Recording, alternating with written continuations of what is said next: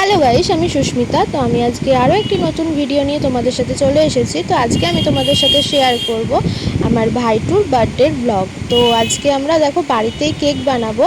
অবশ্য অনেক দিন আগে বার্থডেটা চলে গেছে, তোমাদের সাথে ভিডিওটা শেয়ার করা হয়নি, তাই ভাবলাম আজকে তোমাদের সাথে শেয়ার করি। আর দেখো ভাইটুর বার্থডের দিন কেকটা আমরা বাড়িতেই বানিয়েছিলাম, আর সেটা বানিয়েছিল আমার বোন, আর আমি একটু হেল্প করে দিয়েছিলাম। কেকটা কিন্তু খেতে গাইস হেভি হয়েছিল। আর মাঝখানে দেখো আমরা এদিকে ডার্ক চকলেটও দিয়ে দিলাম যেন আরও একটু একটু টেস্টি হয়। তো দেখো আমরা কেকটা বানিয়ে নিয়েছি, আর কেকটা কিন্তু খুব সুন্দর হয়েছে। আর তার মাঝে দেখো আমরা এদিকে একটু চা আর বিস্কুট খেয়ে নিলাম। আর দেখো কেকটা তারপরে আমি ডেকোরেশন করে নিয়েছিলাম, ওপরে একটু চকলেট আর হচ্ছে দুধ দিয়ে ওটাকে গলিয়ে, ঠিক আছে, ওইটা একটু দিয়ে দিলাম ওপরে। তারপরে মাঞ্চ কিনেছিলাম, মাঞ্চটাকে ওপর দিয়ে দিলাম। তারপরে দেখো জেমস দিয়ে আমার ভাইয়ের নাম সায়ন, তো সায়নের এজটা লিখে নিলাম।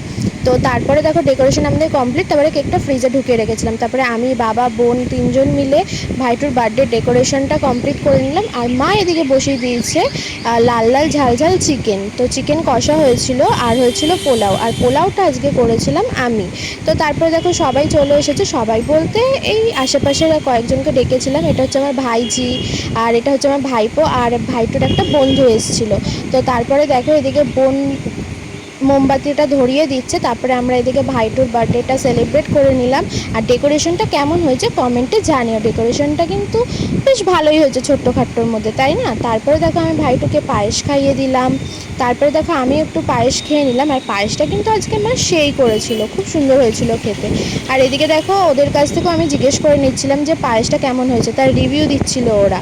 আর এদিকে আমার বরের কাছ থেকেও জিজ্ঞেস করে নিলাম, ও কিন্তু বললো ভালো হয়েছে। তো আজকের মেনুতে ছিল পোলাও আর কষা কষা মাংস, আর তার সাথে ছিল হচ্ছে নলেন গুড়ের আইসক্রিম।